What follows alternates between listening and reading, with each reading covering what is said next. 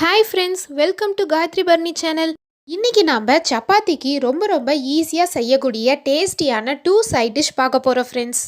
First side dish தால், second side dish potato மசால். நம்ம side dish பார்க்கறதுக்கு முன்னாடி ஒரு சின்ன டிப் உங்களுக்கு சொல்றேன் friends.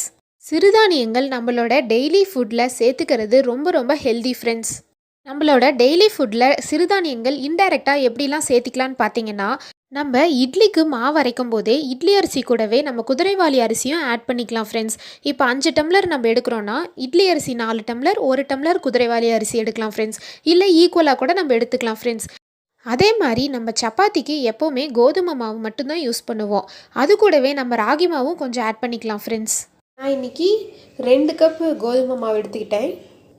2 கப் கோதுமை மாவுக்கு ஒரு அரை கப் ராகி மாவு நான் எடுத்துக்கிருக்கேன். இதில் நம்ம தூள் உப்பு சேர்த்துக்கிறோம். எப்பவும் போல் நம்ம சப்பாத்தி மாவு பிசைகிற மாதிரியே தண்ணி ஊற்றி நம்ம பிசைஞ்சிக்கலாம் ஃப்ரெண்ட்ஸ். நம்ம நார்மலாக சுடுற சப்பாத்தி விட இந்த மாவில் சுடுற சப்பாத்தி ரொம்ப சாஃப்டாக இருக்கும் ஃப்ரெண்ட்ஸ்.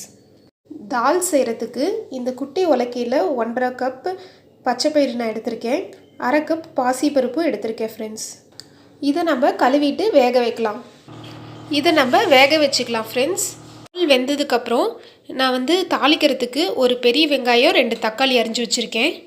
ஒரு பாண்டிலில் 2 டேபிள் ஸ்பூன் ஆயில் ஊற்றிட்டு கடுகு கடலப்பருப்பு நம்ம போட்டு தாளிச்சுக்கிறோம்.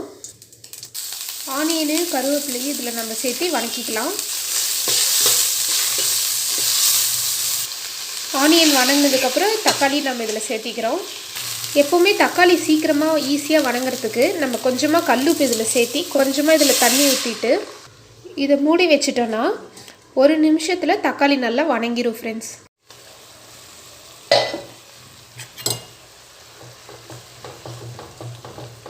தக்காளியும் நல்லா வதங்கிருச்சு ஃப்ரெண்ட்ஸ்.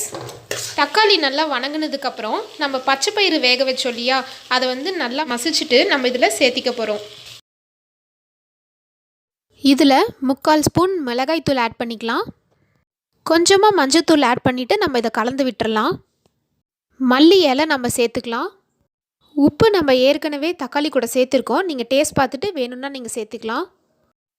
அவ்வளோதான் ஃப்ரெண்ட்ஸ், நம்மளோட டேஸ்டியான சைட் டிஷ் சிம்பிளாக ஈஸியாக ரெடி ஆகிடுச்சு. நெக்ஸ்ட் டிஷ் பார்த்திங்கன்னா நம்ம உருளைக்கிழங்கு மசால் செய்ய போகிறோம் ஃப்ரெண்ட்ஸ். அதுக்கு நான் 4 உருளைக்கிழங்கு நல்லா வேவிச்சு எடுத்துக்கிட்டேன். இதை நம்ம இப்போ மசிச்சுக்க போகிறோம். இப்போ இது மசிச்சாச்சு ஃப்ரெண்ட்ஸ். இப்போ தாளிக்கிறதுக்கு நான் 2 பச்சை மிளகாய், 2 பெரிய வெங்காயம், ஒரு தக்காளி நான் கட் பண்ணி வச்சுருக்கேன்.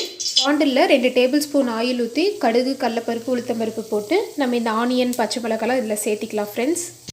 ஆனியன் பச்சை மிளகாய் சேர்த்தியாச்சு. இது நல்லா வதங்கினதுக்கப்புறம் நம்ம இதில் தக்காளியும் சேர்த்திக்கலாம். தக்காளி சேர்த்துனதுக்கப்புறம் நம்ம கொஞ்சமாக கல்லுப்பு இதில் சேர்த்தி கொஞ்சமாக தண்ணி ஊற்றி மூடி வச்சுட்டோன்னா தக்காளி நல்லா மசிஞ்சிரும்.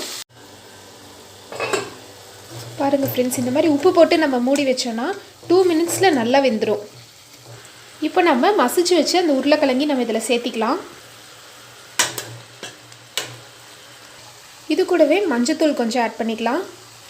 அப்புறம் வேணுங்கிற அளவு நம்ம தண்ணி ஊற்றி நம்ம இதை கலந்து விட்டுக்கலாம் ஃப்ரெண்ட்ஸ்.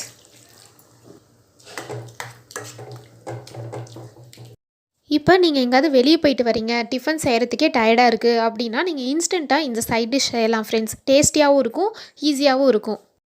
இல்லை கெஸ்ட்டு யாராவது திடீர்னு வந்துட்டாங்க அப்படின்னா நீங்கள் இந்த டிஷ் ஈஸியாக செஞ்சுக்கலாம் ஃப்ரெண்ட்ஸ். சூப்பரான டிஃபனாக இருக்கும்.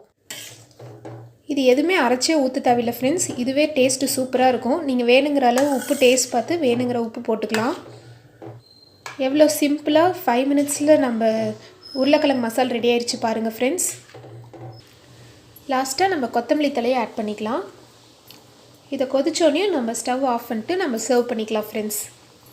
நீங்களும் இந்த 2 சைட் டிஷ்ஷும் கண்டிப்பாக செஞ்சு பாருங்கள். இந்த வீடியோ உங்கள் எல்லாத்துக்கும் பிடிச்சிருக்குன்னு நினைக்கிறேன். லைக் பண்ணுங்கள், ஷேர் பண்ணுங்கள், மறக்காமல் சப்ஸ்கிரைப் பண்ணுங்கள். தேங்க்ஸ் ஃபார் வாட்சிங்.